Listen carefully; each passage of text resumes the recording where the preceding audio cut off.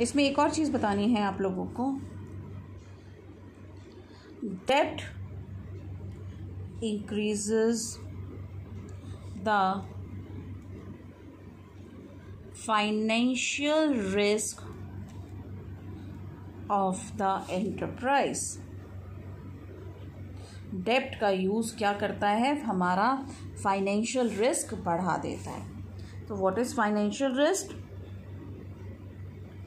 Financial risk is the chance that a firm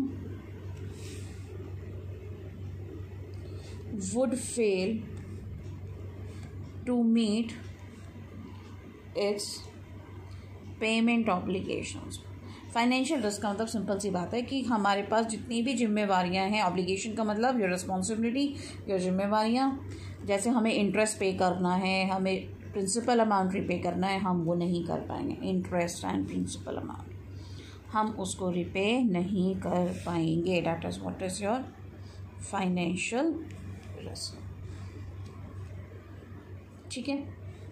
now next topic जो आ रहा है हमारा, वो है हमारा फैक्टर्स इफेक्टिंग फाइनेंसिंग डिसीजन। ये जो फैक्टर्स हैं मैं बहुत शॉर्ट में क्लिक कराऊंगी, आपको एक्सप्लेनेशन हो रही है, लेकिन जो नोट्स हैं हम प्रॉपर बुक के नोट्स नहीं बनाएंगे, हम सिर्फ शॉर्ट में लिखेंगे। लेकिन जब हम एग्जाम में लिखेंगे, टेस्ट में लिखेंगे, तो हम पूरा लिखेंगे। फर्स्ट है cash flow position. Cash flow position से मतलब क्या होता है? कैश फ्लो पोजीशन का मतलब हमारे पास अभी अवेलेबिलिटी ऑफ कैश अवेलेबल है फ्रीली या नहीं है। ठीक है। इसमें मैं लिख रही हूँ payment of interest and repayment of principal amount of debt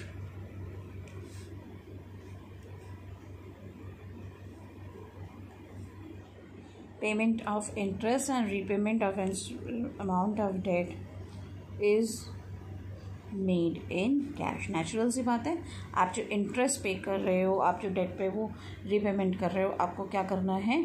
cash. तो हम क्या लिखेंगे?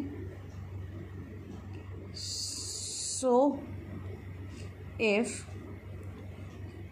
cash flow position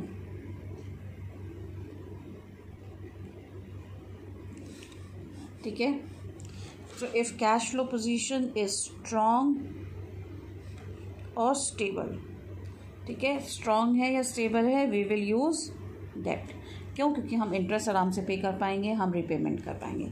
लेकिन अगर कैश फ्लो पोजीशन अनस्टेबल है, the company should use equity. ठीक है। आप जब अपने नोट्स बनाएंगे तो ऐसे ही बनाना, लेकिन जब पेपर में लिखेंगे तो हम पूरा लिखेंगे। पहले ये लाइन लिखा, फिर आप लिखोगे so if the cash flow position of the company is strong the company should choose डेब्ट, if it is unstable the company should choose equity. Clear है बात? Next is fixed operating cost.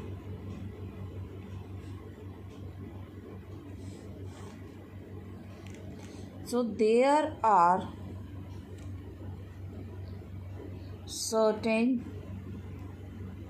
fixed costs like building rent, insurance, salaries, etc. ये क्या होते हैं? हमारे already कुछ fix cost होते हैं। नाउ अब हम क्या कहेंगे? If fixed operating cost are already, अगर fixed operating cost already high हैं, पहले से ही हमारे फिक्स एक्सपेंसेस बहुत ज़्यादा हैं, देन चूज इक्विटी। क्यों इक्विटी चूज़ करनी पड़ेगी? क्योंकि इक्विटी लेने के बाद हमारे फिक्स्ड खर्चे नहीं बढ़ेंगे, पहले जो ज़्यादा हैं अब वो इंक्रीज़ नहीं होंगे, और अगर लो हैं fix operating cost we can use डेब्ट। समझ में आ गया ना? तो फिक्स ऑपरेटिंग कॉस्ट अगर पहले से ज़्यादा है तो हमें इक्विटी यूज़ करना है। क्यों इक्विटी यूज़ करना है? क्योंकि फिर हमें इंटरेस्ट और रिपेमेंट का खर्चा, हमारा वो भी फिक्स एक्सपेंस है, करना ही करना है, चाहे लॉस हो या प्रॉफिट हो, तो वो हमारे खर्चे नहीं बढ़ेंगे, रिस्क नहीं बढ़ेगा, तो हमें इक्विटी यूज़ करनी चाहिए। लेकिन अगर फिक्स ऑपरेटिंग कॉस्ट हमारी कम है तो वी कैन यूज़ डेब्ट। थर्ड पॉइंट हमारा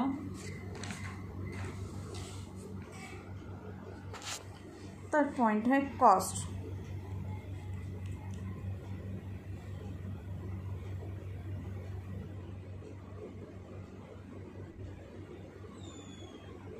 कॉस्ट मैंने आपको समझा दिया। कॉस्ट में हमने करा कॉस्ट ऑफ डेब्ट और हमने करा कॉस्ट ऑफ इक्विटी। दो टॉपिक्स हमने अभी समझे हैं, कॉस्ट ऑफ डेब्ट और cost of equity.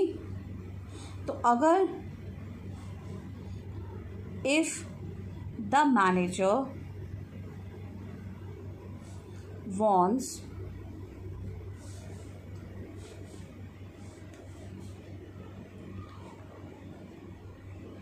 to increase cost, हम कॉस्ट इंक्रीज कर सकते हैं, हम एडिशनल खर्चे बढ़ा सकते हैं, then we should use equity. ठीक है, अगर हम कॉस्ट को इंक्रीज कर सकते हैं वी शुड यूज इक्विटी। अगर डिक्रीज और no change in existing cost, हम कॉस्ट नहीं बढ़ा सकते, तो हम किसके साथ जाएंगे? देन वी शुड यूज डेब्ट। हमने अभी समझा ना कि cost of debt is less than cost of equity. Cost of equity ज़्यादा होता है, कॉस्ट ऑफ डेट कम होता है। एक्सपेक्टेशन इक्विटी शेयर होल्डर्स की ज़्यादा है, डिबेंचर होल्डर्स की एक्सपेक्टेशन कम होती है। तो अगर हमारा जो फाइनेंस मैनेजर है, ये उसकी कॉल है, ये उसकी अपनी डिस्क्रिशन है, उसकी अपनी कंपनी के सर्कमस्टांसेस हैं, उसके सीनियर की कॉल है कि क्या वो रिस्क लेना चाहते हैं, क्या वो कॉस्ट को बढ़ाना चाहते हैं, नहीं बढ़ाना चाहते। अगर वो चाहते हैं कि हाँ हम कॉस्ट को इंक्रीज कर सकते हैं, we can increase the cost, then they will go with equity. वो इक्विटी का एडिशनल यूज़ करेंगे।